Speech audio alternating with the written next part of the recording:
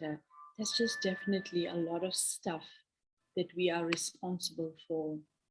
We may have the responsibility of our own physical bodies, then our physical homes, even care for our inner state of being, which we can also connect it to our spiritual development, then our friends and family, then the environment as a whole.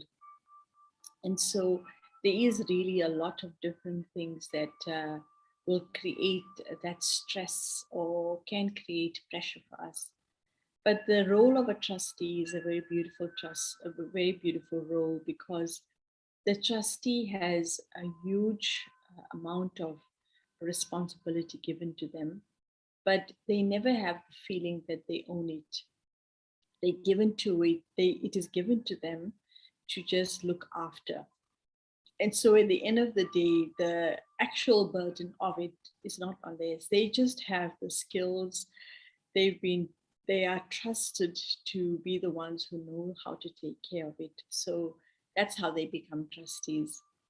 And if we look back at our own lives, whether we look at the environment we stay in, our own physical bodies, if we look at the relationships, and all the people in our lives are valuable. So we do know that all of those aspects are aspects of great value. And if they in our close proximity and under our care, it obviously means that there's a certain level of trust that the universe, the divine, has to give us that kind of opportunities. So what is it that I need to do? And the first aspect of it is to be able to let go of this idea that it's mine. Problems really arise because I hold this awareness that it's mine. And in that awareness of it being mine, I actually become very controlling. And that's where the stress comes in. So there's a very beautiful story that when I was visiting America, the senior sister, her name is Sister Mohini. Some of you may be familiar with her. And so, in the Americas, they have a huge plot of land in the Catskill Mountains. It's our retreat center. It was a skiing resort, so it's huge. And this piece of land, they acquired it with all the buildings to convert it into a retreat center.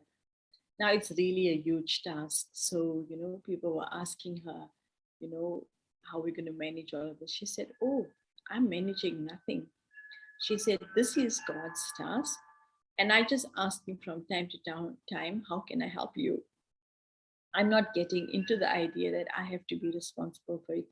So this little, whether you call it mantra or thought that you have to say that when a task is given to you, you realize that it's a task that is entrusted to you, but it's not your task. So you got an opportunity to do something that will allow your skills, your talents to emerge. But it's not that, oh, I have to do it. It's actually an opportunity. Like, if you're an actor and you got a role, you've been chosen to be the actor because you have certain skills, but you don't become the role. So when I become the role, I have to then live between two roles, and then I don't really know who I really am. So to always know that I am me, and we spoke quite at length with the idea that I'm a soul, eternal being of energy. I know the truth of my divine qualities. So when I'm stable in that awareness of my true self, then whatever I do, I'm just using that as an expression of my true self. That task doesn't suddenly become my identification. The success or failure of it doesn't actually declare my qualities, because the qualities that I have within me as a soul are also something that remains forever. That's no one can change it. It's the very state of being that I am is actually a beautiful being of light energy. And so that light can't be destroyed at all. Yes, the energy can be transformed from one form to another, but it can't be destroyed.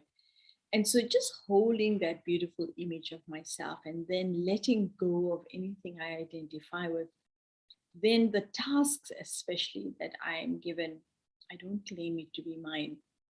And so when I work with that beautiful awareness that it's not mine, I'm only entrusted to do it, there's a certain amount of relaxation.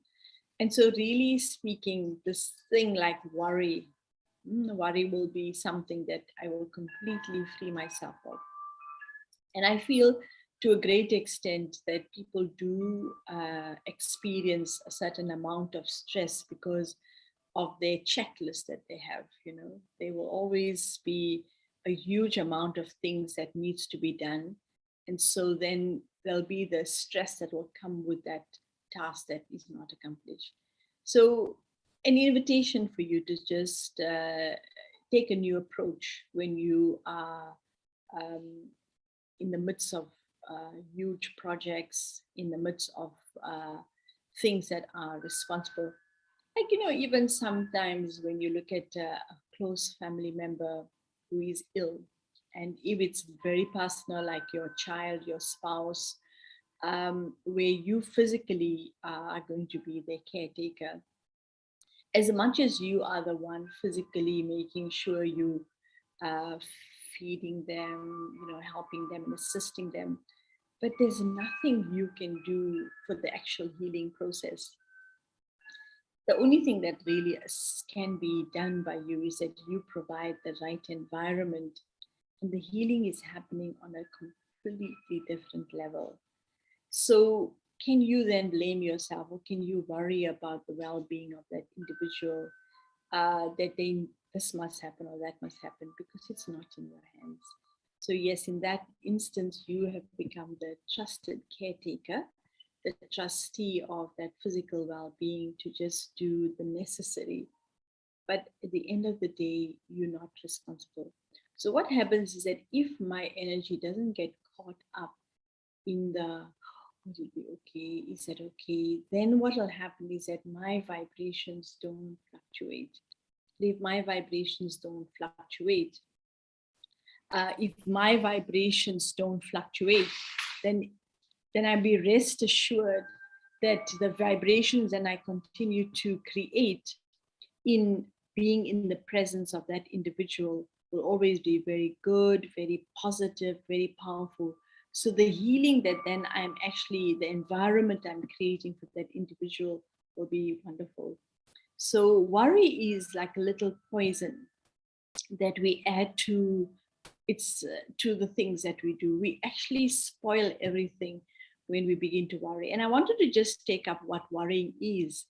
So if you think about something that I have to do and I jot it down, that's not worrying, that's just my checklist. But if I keep on thinking about that same thing, oh, I still have to do this, I still have to do that, that's worry. So when I create a second thought based on something that I already know of, and I repeat that in my mind, then that's what it is. So good checking for us to have as well, not to indulge in that whole overthinking. And when we free ourselves from that overthinking, what happens is that we can lift ourselves up above. So I think what is beautiful is that let's do a little bit of a meditation. And in the meditation, just to be able to do a self talk, because I think you do know, because of the areas that we explore, that the thought is the seed to everything that we do.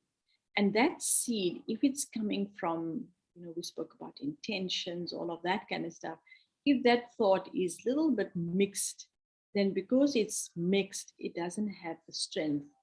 If you're going to infuse a vanilla in something and you've got powerful essence rather than the one that you go buy in the shop that's already a bit diluted, then you have to put a whole lot more. But a tincture of vanilla that is in its essence form can transform the whole fragrance of, or even the flavor of what you're going to be preparing. Now, our thoughts they also come from that seed form. And if we taint that thought with something that is away from my original qualities, remember the essence of my being is peace, purity, love, happiness, joy, wisdom, and power. So if I use those qualities and I add a little bit of, oh, I'm not sure if it's going to happen. Oh, I wonder what that one will think. Oh, I wonder that whole, all that little bits of the it's and ifs and buts and whatever will actually kind of, in a way, retard that seed, that powerful intention. So what happens is that people forget the little seeds of doubt that they have. They say, but no, I always do this. I've always done this. And yet they don't realize that in between all of that good that they do a little if and a but here. And should it be, could it have been, why didn't it happen? Those kind of stuff then kind of creates a little bit of a retarding effect, and the seed doesn't have that power. So it's very vital for us to keep the environment clean. It's nice to see that this morning the idea of cleanliness came about and cleaning. So just like the idea that when you're going to do anything, if the physical environment, like I know when you're making things like um,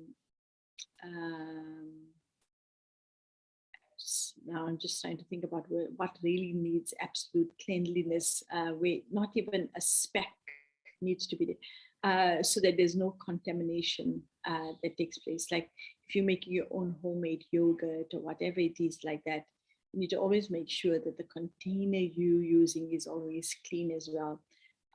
If you're doing jam, you're doing any preserve, if the container has moisture in it, even forget not dirt even, but moisture in it, it's going to create some kind of bacteria. It's going to create some kind of contamination, and then you could actually not have your preserve as long lasting, or shelf life will not be as long as you want it to be.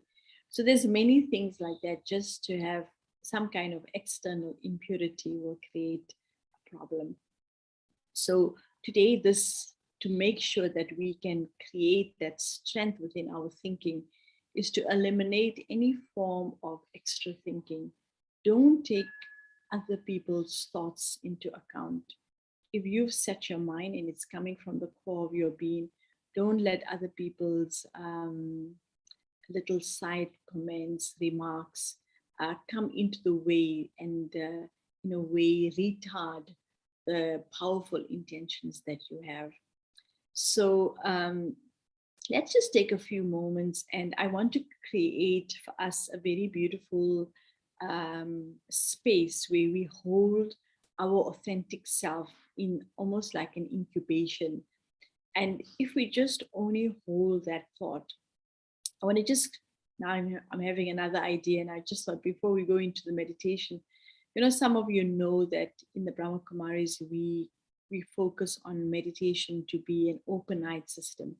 And sometimes people think, to meditate with your eyes open, it's really difficult. So how are you expecting me to really go into a deep concentration with my eyes open?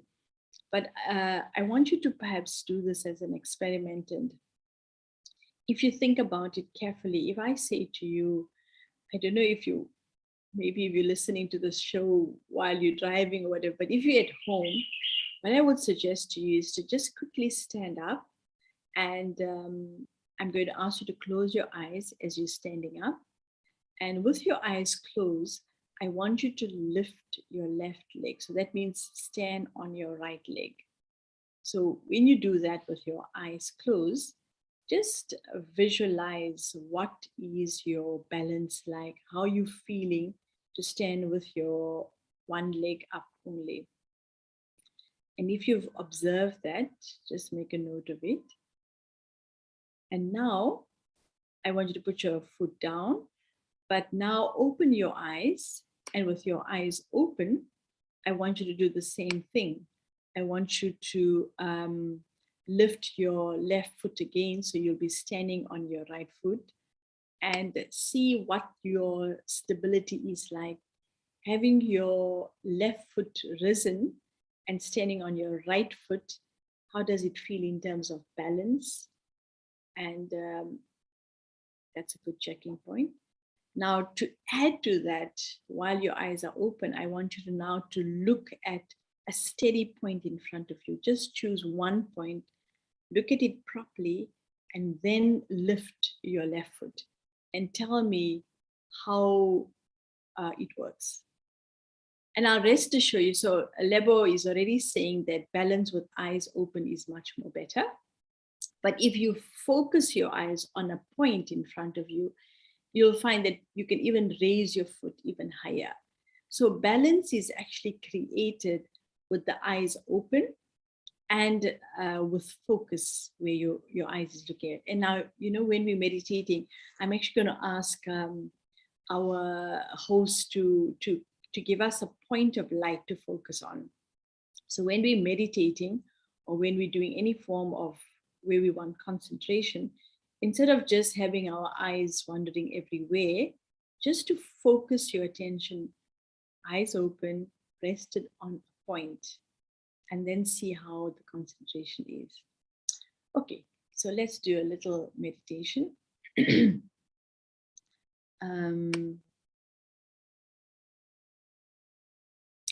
So I invite you to just take a moment and relax. And as I become still, I let my eyes rest on that beautiful spark of light in front of me. This beautiful spark of light is I, the living being. And within I, this living being, is contained all that is true, all that is eternal, all that is constant. And in this form of light, I'm able to step into the power of who I truly am. I am a being of light who is ever pure, constant, and stable in the power of my own being. I am still and calm in the quality of peace. I am full and radiant in the quality of happiness.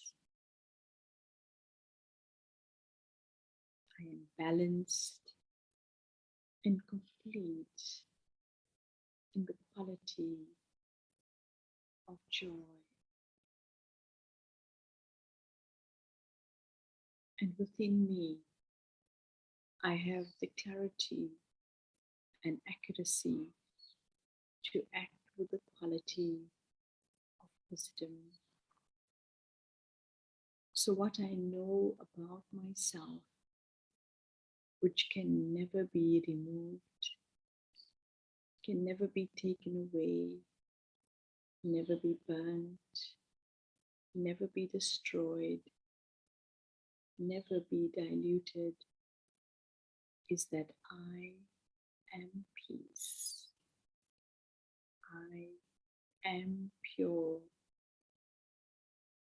I am love. I am happy.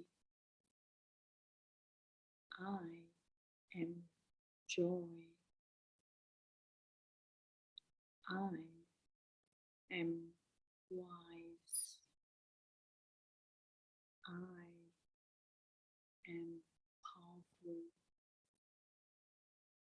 I hold this powerful, clear image of myself as a being of light energy, sitting in this body on the seat of consciousness that is behind my eyes, in the center of the forehead. I am that living energy that lives in this body and directs every action through this body, and holding my attention on just that beautiful, powerful state of being. I am free from all the external influences from around me.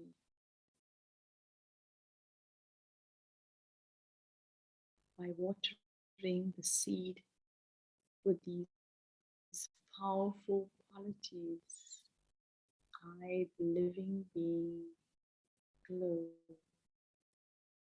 And like the sun, I have the energy to sustain myself. I am the creator of that light, that warmth, that strength. I am free from the influence of anything around me, anyone around me. So today, to keep myself absolutely within my essence, to finish the worry that becomes a deterrent to my willpower, I keep myself in the incubation of my truth, in this incubator of my intellect. I hold this image of myself as a star, completely free from all outside influences.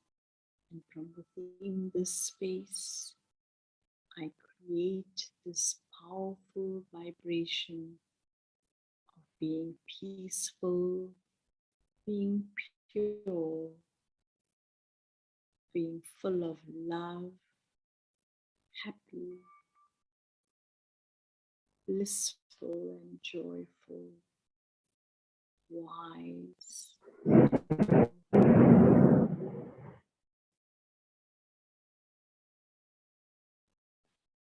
In this powerful awareness from that incubator, the energy begins to glow outward. I become a radiant source of energy, like the sun, sending its rays through the space, millions and millions of light years away. But the power and presence of that light feels like it is in front of you.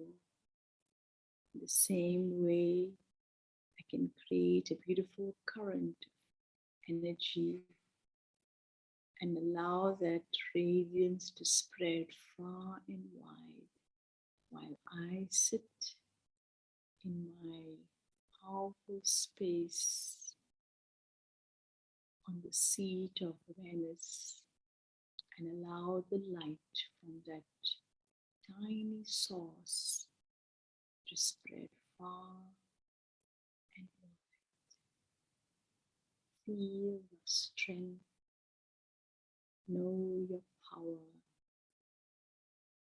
understand the feeling of love and care that resides within.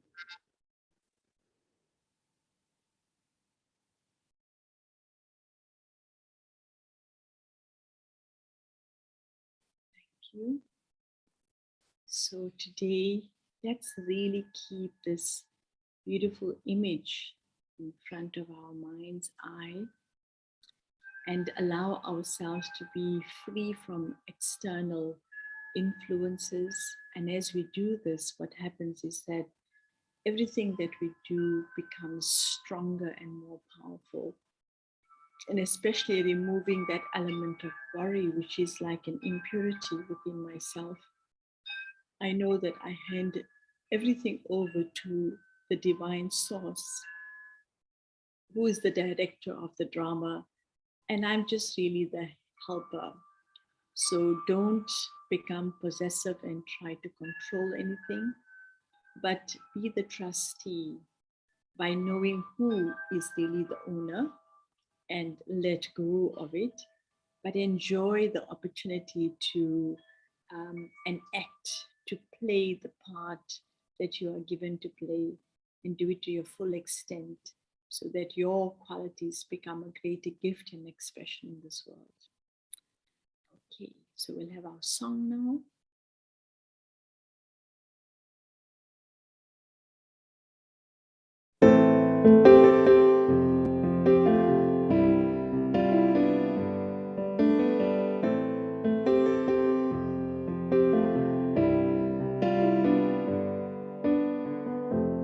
Music box plays out my song. I'll do it my way. I hum along. So many years I prayed for a sign. Almost forgot my light inside, but now I'm holding a new sun. And I know this life has just begun. The rose is coming open. I'm breathing in again. I'm finding forward motion in every smiling friend. Feeling timeless beauty. Remembering I'm free. The rose is coming open. Turning open, growing open to reveal a new me.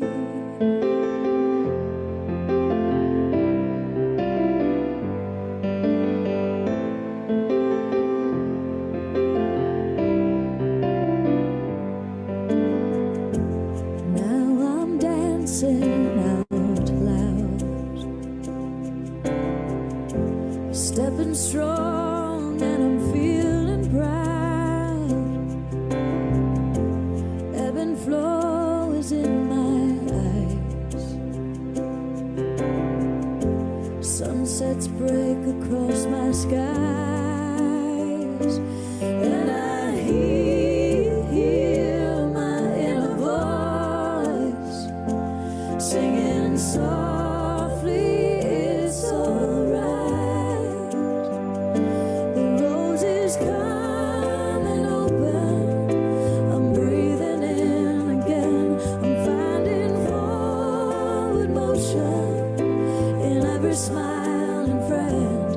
Feeling timeless beauty. Remembering I'm free. The rose is coming open, turning open, growing open to reveal a new me.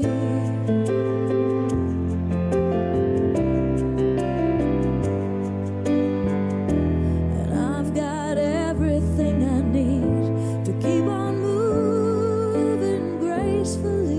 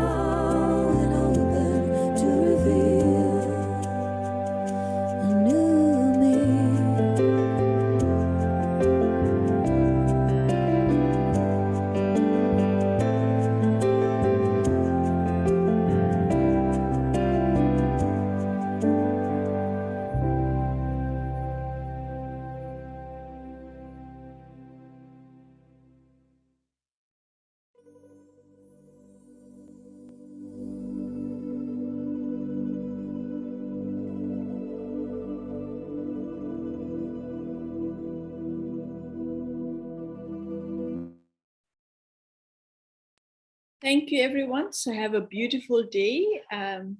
Sister Nita, I'm not sure if we have any announcements, but please, I think, if we want to connect this willpower thing to making sure the things we want to do happens, let's do the cleaning of the mind and make sure we don't let the ifs and the buts and the whys become the little bits of impurity that weakens our pure intentions. I know everyone starts off with the new year feeling, yes, we need to do this, we need to do that. And then a few days around the line, we don't know why we stop it. So this is what impurity can do. It weakens us up. And they're just little things like if and but. So when I strengthen myself by, staying focused on my core qualities and I amplify my inner qualities in that way, what happens is that my inner core will push out anything that is acquired. So work from the inside out instead of trying to get rid of the stuff from the outside. Work from your essence and let that actually grow to such an extent that nothing outside can be retained. So take care. Over to you, Sister Nita. Thank you, Sister Usha. That was a lovely session. I love the exercise. It was very insightful for me. So thank you for that. Danielle had put up the slides with our events reminders. So tomorrow, Sister Dipti will take us through Rising Above, and it ties in very lovely with what was shared today as well. So I'm going to invite Carol to just come and say goodbye, and I think she's around still. Yeah, Carol, if you put your video on. Great, wonderful. So thank you for being co-host with me today. I enjoyed it thoroughly, but I'm wondering, just maybe one closing thought from you before we say goodbye to everyone. Yes. May I just quote something from that writer, Marianne Williamson, that her writing was used in Mandela's inauguration speech. May I read that? Of course, go ahead. Oh, thank you. Our deepest fear is not that we are inadequate. Our deepest fear is that we are powerful beyond measure. It is our light, not our darkness, that most frightens us. We ask ourselves, who am I to be brilliant, gorgeous, talented, and fabulous? Actually, who are you not to be? You're a child of God. Your playing small doesn't serve the world. Thank you, Sister Nita. Great. Thank you, Carol. Lovely way to end the day. So everyone remind yourself of your greatness and just shine out. So thank you very much. And we will see you tomorrow. Have a lovely day. And happy birthday, Cynthia. Enjoy it thoroughly. Om Shanti. Thank you. Om Shanti.